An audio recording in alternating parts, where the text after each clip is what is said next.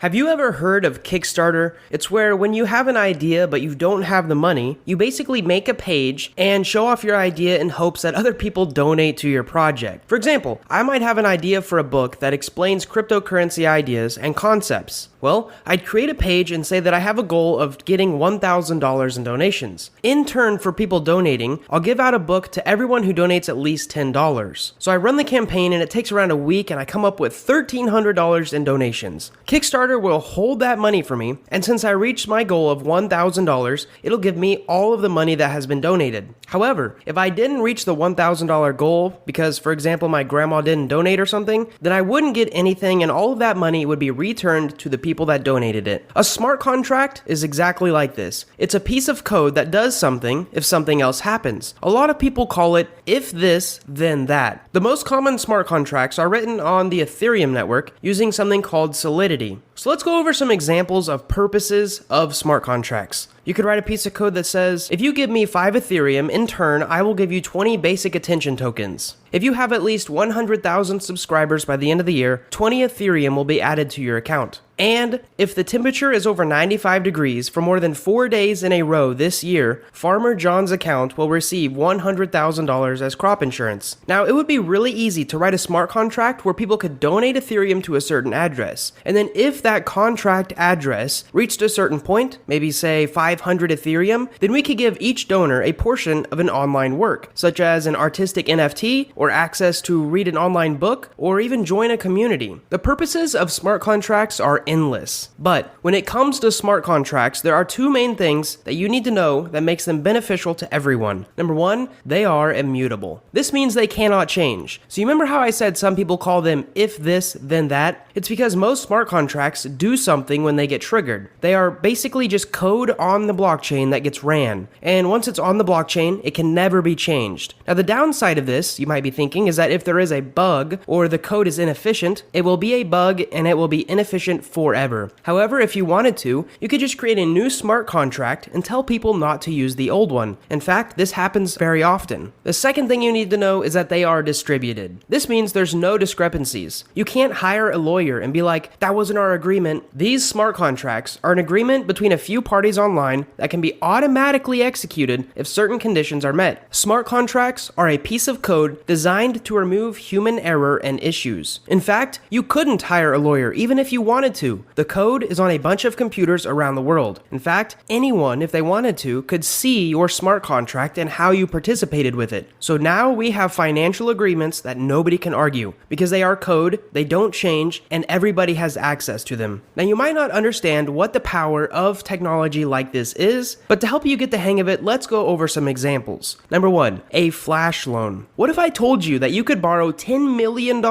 with no money down? Well, on the Ethereum network, you absolutely can, but only if you write a smart contract that pays it back in the exact same minute that it is borrowed. That's right, you can borrow millions of dollars to do something for you on the Ethereum network if you know how to code it. So here's the catch. All of the money must be paid back. So you may be wondering, why would we want to do this? Well, imagine you could buy some Dogecoin for 50 cents on Coinbase and then sell it for 55 cents on Gemini. You could theoretically borrow $10 million and buy a whole bunch of Dogecoin on Coinbase and then sell it to Gemini and then pay back the original loan of $10 million with some interest. This is called a flash loan, and some guy made $360,000 in a few minutes. By creating one of these, that did pretty much the example that I just described. Here's the kicker. The smart contract can check itself. It can run a simulation of what you programmed, and it can see if what you told it to do would actually be able to pay back the lender after it does the code. And if it can do that, if it can immediately pay back the lender, it runs the code and you can borrow those funds to do whatever you want to do. You could never do this with traditional finance, but you can on the blockchain. Next up, we have number 2, which is insurance. Did you know you can create an entire insurance company with just a few smart contracts? We would just write something simple like this. If Farmer John gives us $2,000, and if it is more than 95 degrees for 4 days in a row in Missouri, pay Farmer John $10,000. So this is basically insurance. Farmer John can be sure that if his crops die from a heat wave, the smart contract will know that it happened due to temperature changes and pay him out his $100,000 insurance. Now you might be asking, how the heck does a smart contract, a piece of code, know what the temperature in Missouri is? Well, with the help of something called oracles. So oracles are helpful tools to any smart contract. Essentially, they are a trusted source that gives real-world information to anything on the blockchain that requests it. Now oracles can get confusing, so we'll leave those for another video. You just need to know they send real-world data to a smart contract. Now another question you might be wondering is, where does the initial $100,000 come from? Well, you'd have to imagine that investors who wanted to start that insurance company would have to pool their money together to be able to front it. In fact, they would have to lock it up in that smart contract whenever Farmer John buys it. They cannot do anything with those funds until the end of the summer, because at that moment, the smart contract owns that money. Then at the end of the summer, if the insurance has not been paid out to Farmer John,